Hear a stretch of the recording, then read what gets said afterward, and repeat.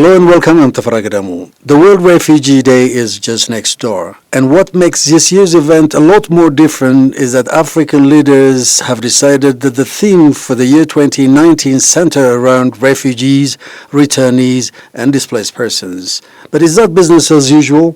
And I'm joined by Joyce Mendes-Cole, a senior coordinator of Project 2019, and Ambassador Olabisi of the African Union. A very warm welcome to the program. Thank you so much. So this year is very, very interesting, Olabisi. I mean, the Heads of State Summit in February basically adopted an aim for this year.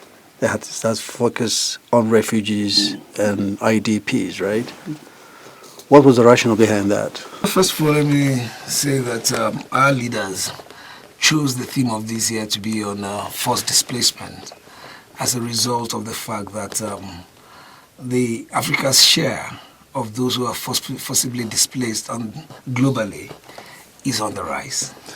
And the statistics for this year is what, in the neighborhood of 20 million? Yeah, in the neighborhood of 20 million with about, I think it's a little lower than 20 million, it's between 18 and 19 million, with about 14 million of these as refugees, and as IDPs, internally displaced persons, and about 4.5 of them as refugees, mostly across the borders of Africa.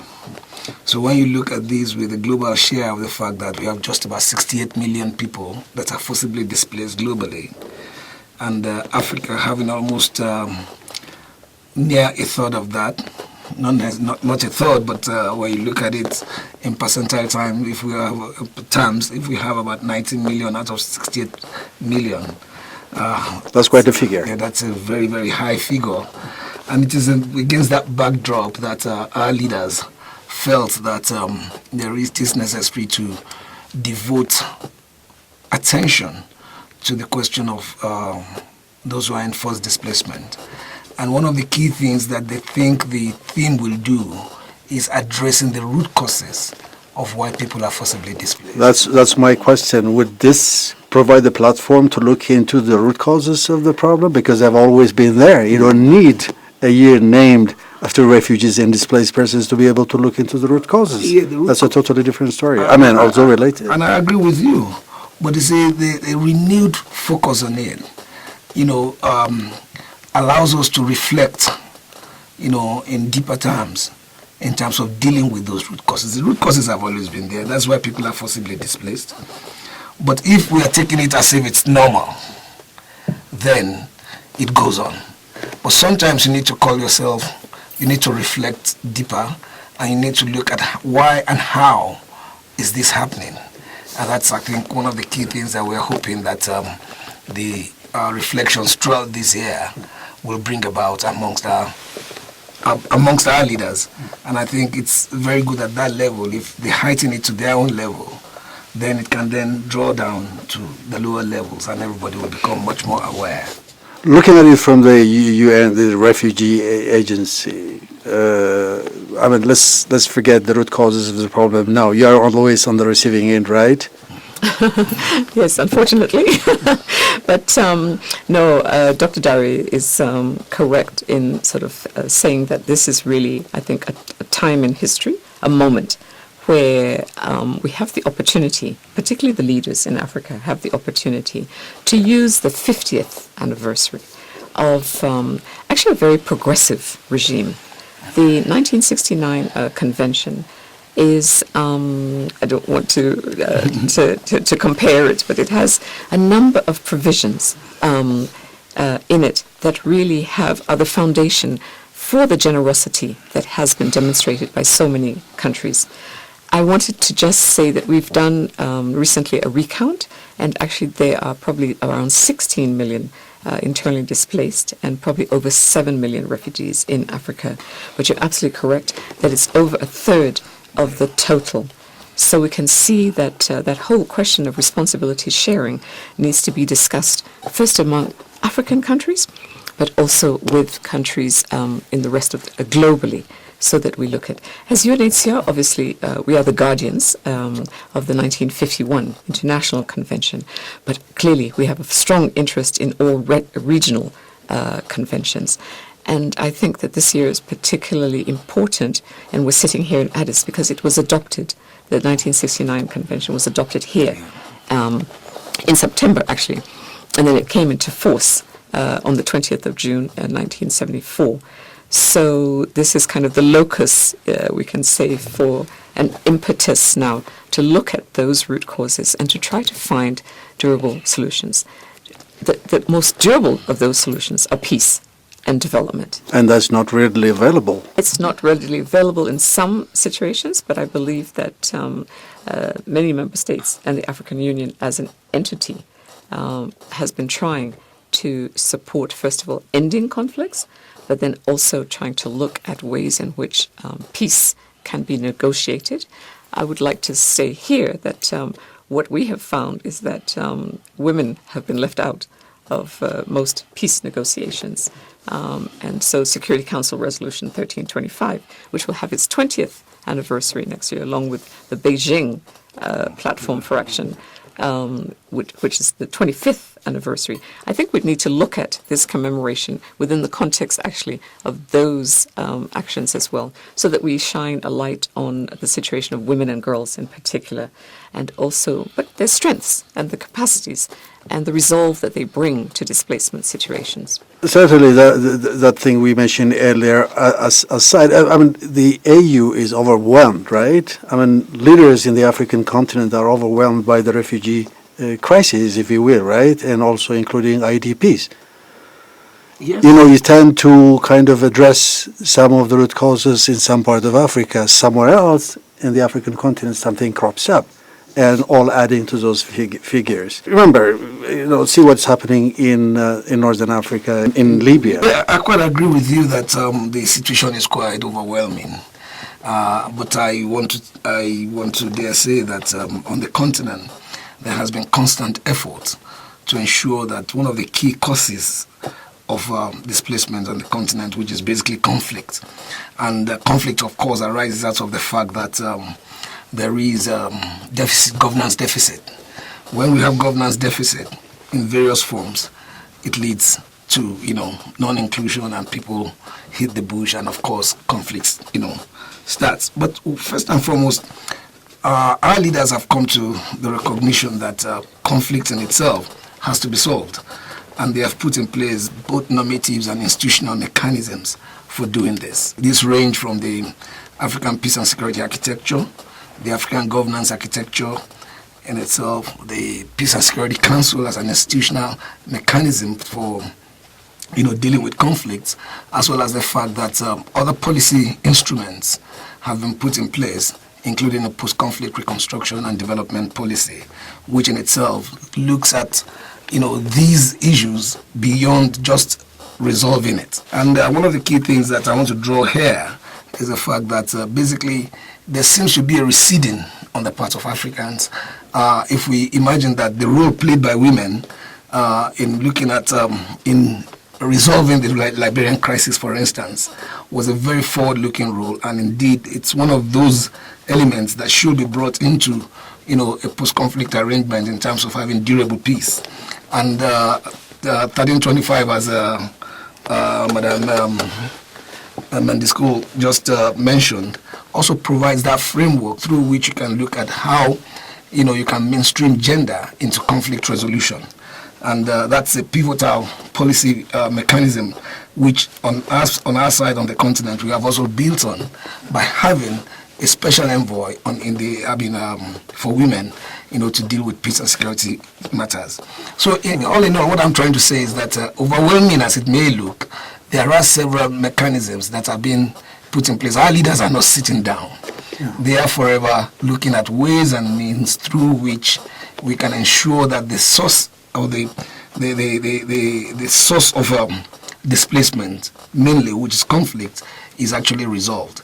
And one way or the other, this is happening, slow as it may be, but we can see that the number of intrastate conflicts are not necessarily increasing as such on the continent. Yeah. You deal with refugees. Has the narrative changed over the years? I mean, when you visit refugees in all these places in the African continent, including from, Ethiopia? I'm not sure you need. Well, the narrative change in a sense, I mean, the root causes are conflicts, governance deficit, Yes, and all this, and women are the hard hit, and so on and so forth. All pretty much the same thing, I think that probably the causes are still the same, unfortunately, but the ways that countries have responded probably maybe are a bit different. I mentioned the generosity of some African countries. That generosity still remains in large measure. For example, Ethiopia itself has large numbers of refugees, so it has remained open to allowing people who are fleeing persecution, to come into the country and to find safety here. I don't want to just give a list, but I'm just saying, like Uganda, Chad, Kenya, Tanzania at the height of the Rwanda situation had over 1 million refugees. So we want to celebrate that first. I mean, that interaction between refugees and host communities, has the narrative changed as well, or Now, is that on the, think- Ethiopia, for example, has adopted, Yes, very forward-looking. and I'm sure several other African countries are one with the others have done that too. Yes. I think UNHCR has also learned a lesson about host communities because we realize that sometimes there's an invidious comparison between some of those living in the host communities and refugees, because sometimes the refugee camps, those who are in camps, and it's not something that we advocate for. We prefer to have persons having some kind of measure of freedom of movement or being in settlements, because we believe that can help to prevent a sort of a protracted refugee situation. But what we are learning is that really we must pay attention to people who are in host communities. Not only does it promote tolerance of the host communities for the refugee population, but also to share some of the resources that UNHCR and other partners and governments, of course, are able to bring into those areas, so that young people, for example, who sometimes feel marginalized in some of those areas because they're largely remote, so we can say that actually having refugees in some of those in those areas can actually help to revive economies.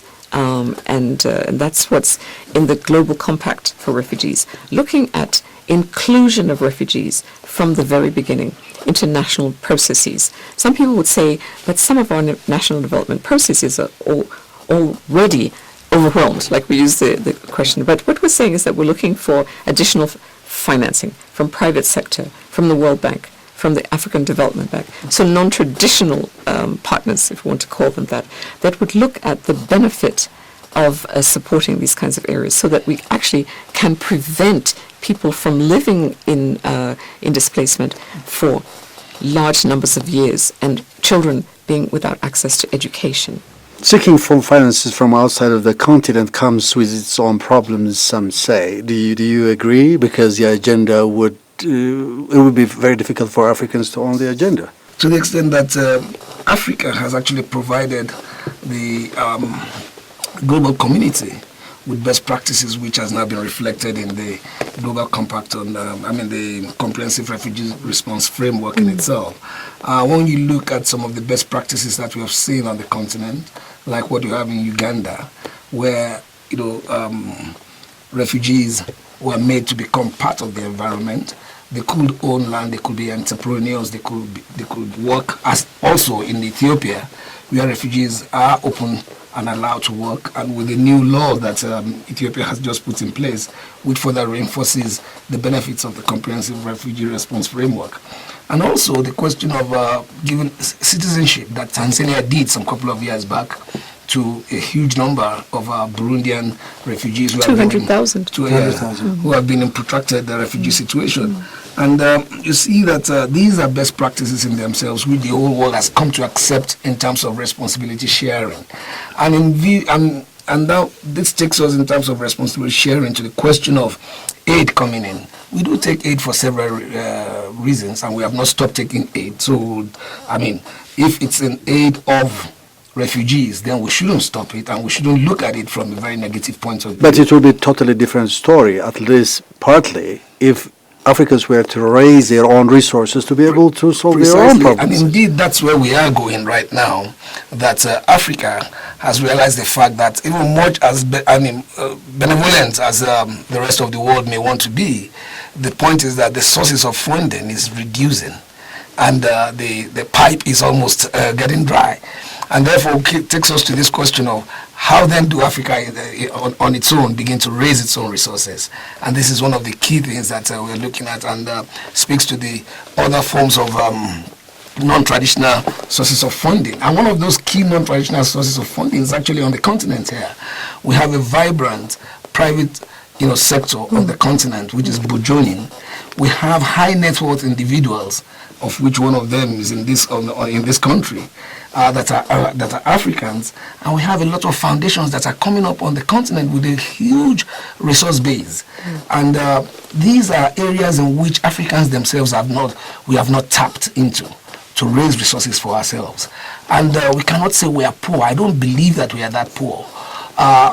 Because and one of the key things that Africa is planning to do now is to establish an African humanitarian agency, which will complement the role that the rest of the international community, humanitarian community, is playing. It's not to compete with them, but just to add on that African part of it, the resources from Africa, from Africans, to help Africans. And I believe that resource base is there on the continent, and we're best placed to tap it. The convening power of the African Union is best placed to be deployed to ensure that we have that resource to tap into. And you have all the blessing of the actors involved here, right? The Yes, stakeholders? Yeah, the stakeholders are principals. The assembly itself has actually, taken a decision to establish that particular agency, and we are in the process of actually doing so. We are nearing the completion of the establishment of the humanitarian agency. The worst hit are women and children. Yeah. How would you like this kind of, resource mobilization from traditional, is that what? Yeah, Non-traditional sources to, Yes. put the issues of women in context. I think, I think that's very relevant. yes. I think we need to, first of all, understand the situation of women and girls, better. So we know that, unfortunately, gender-based violence, it's like almost a continuum, because it happens in peace times. And so when you have a subordinate status ascribed to women and girls, when you have disadvantage and discrimination, so if you now find yourself in a conflict situations, you'll find that the war is fought on the bodies of women and girls, that they become the targets, ways in which to degrade communities, to humiliate both the women and girls themselves, but also to humiliate their communities, so that they will lose the sort of any kind of coping mechanisms, that they will not be able to resist whatever forces are there.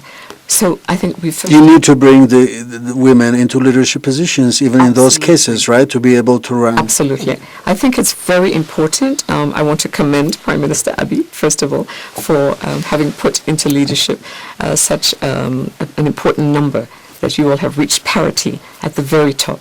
I think it's both substantive, but it's also a symbol to other women and girls, both in Ethiopia, but across Africa, that they can also now know that they could become president, like Madam Ellen Johnson Sirleaf, who remains, unfortunately, still the only elected African woman president. We have had others who have served the times of, like in the case of Malawi, or have been the result of some kind of a national assembly, like in the Central African Republic, Samba Panza. And sometimes in Nigeria before.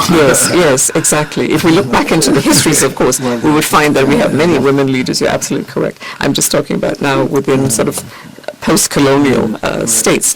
So leadership is very important, because I do believe that women and men bring sometimes different perspectives and different knowledge to situations. I think that we are equal in many ways, but we also have our own attributes that we can bring. It comes from experiences, right? It comes from socialization sometimes. And so I think when we get to that table, whether it's the peace table, it's the leadership table, it's the development table, that having women and men at parity can actually help to transform communities and countries and the African continent. So I'm really hoping that in some of these elections that are happening this year, that we would actually see a greater number of women leaders. And I just wanted to say that I think that also that will mean contribute to an ending of conflict, an ending of targeting of women and girls in conflicts, right?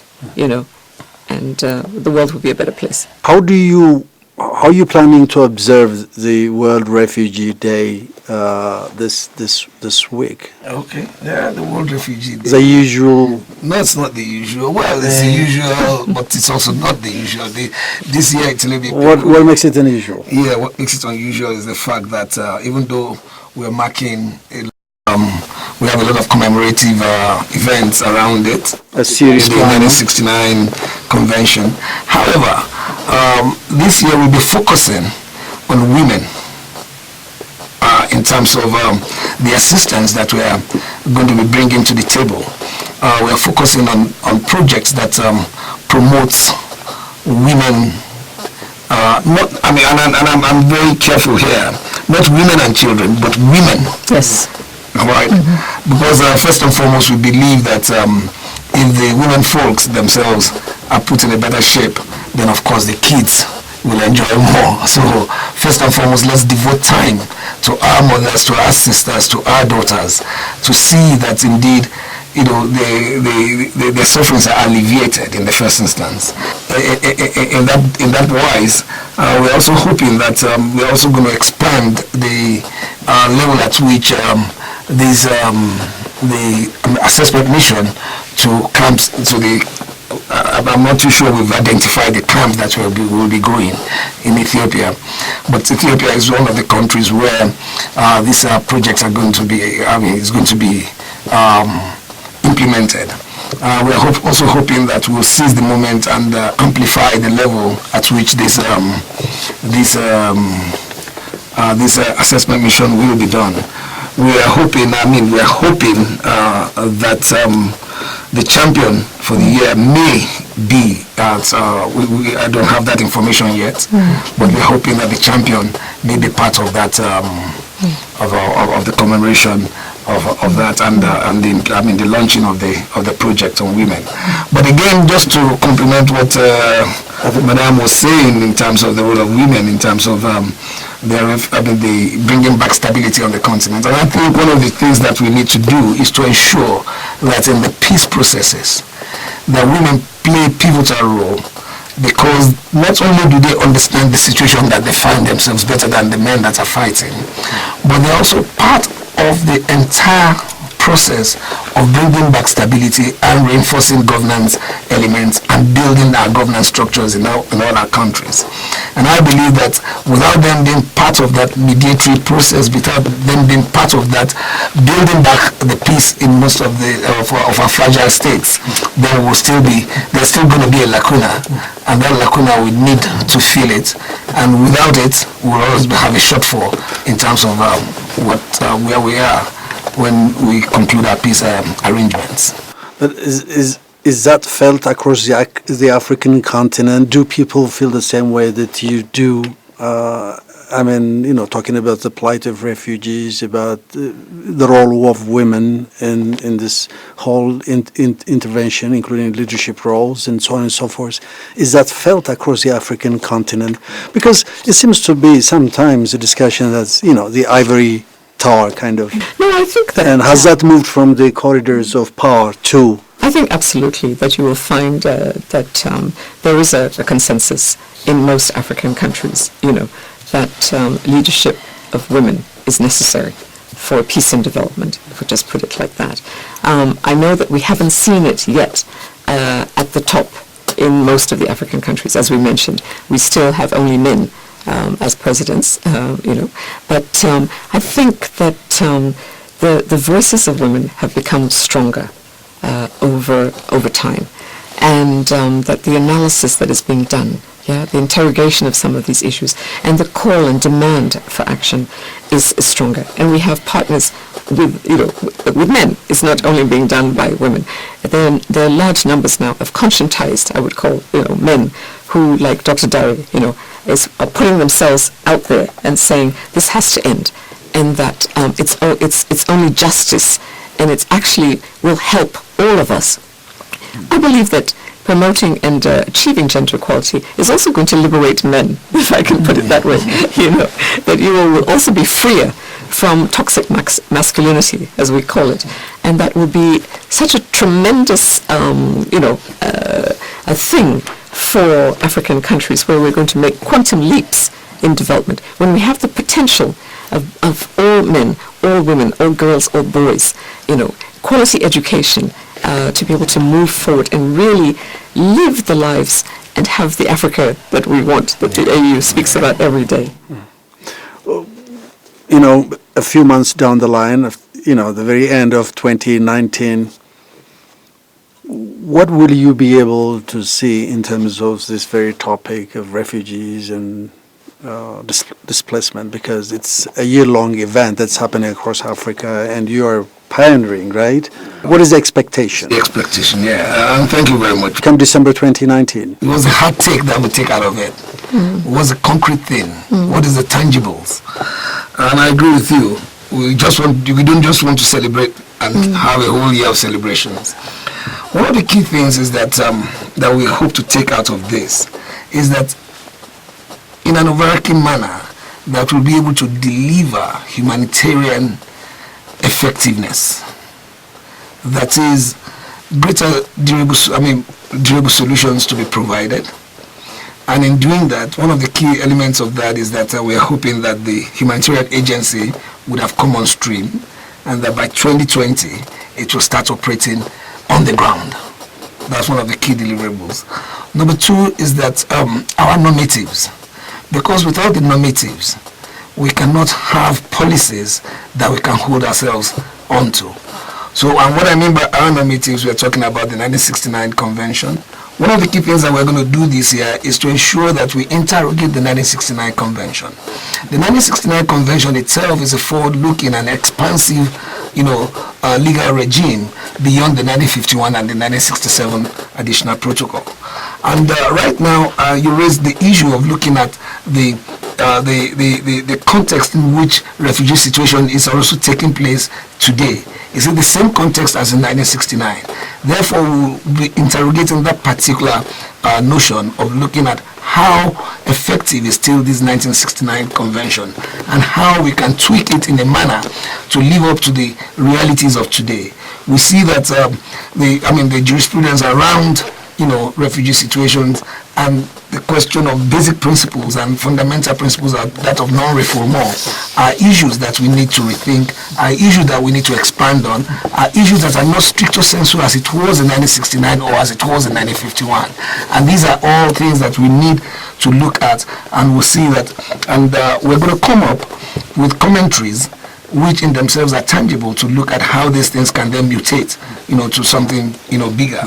Thirdly, we're also looking at the way that our leaders would also look at, displacement in general, displacement in particular, and humanitarian situations in general.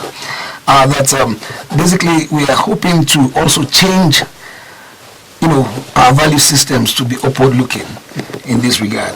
So when you look at all this, and we're also looking at raising resources, within Africa as part of the tangibles that we deliver through, a greater focus that has been done on. Do you think that's realistic enough, Mendes-Cole? I believe that one must have ambitious objectives, because otherwise, then it's just going to be a year of discussions, So the time is a dramatic time. There are people who are suffering, as we've talked about it. So, my former president used to say, if your dreams, or your aspirations don't scare you, then they're not big enough, So I think that actually we can use her in this. But we also have some slightly lower, if you want to call it that, goals, which are ratification of of the 69 Convention. I think it is time for renewal and reflection, as he said, on the 69 Convention. There are only about 9 countries that have yet to ratify. The Kampala Convention, of course, is only 10 years old, and so it has less signatories and less ratification. But I think that even those 9 who have not ratified the 1969 Convention, The time is now. it is now. They're not against it, as far as we understand. But, there are a plethora of treaties that probably every foreign ministry, has a stack, and they need to look at it and just sort of see how do they prioritize, them. But we would really like for them to prioritize the 69 Convention and the Kampala Convention, because we believe, like he said, you need the law to have a hook, to pin something on, and then to say you're in violation of this provision, or that this provision, you have respected it in such a marvelous way that we celebrate you today, and we are grateful to you. And there are many countries that we're saying thank you as UNHCR. And thank you from me too. And as we end the conversation on that note, Madam Mendes-Cole, Thank you so Ambassador much. Dare, thank you very much indeed. It was a pleasure having you on my show.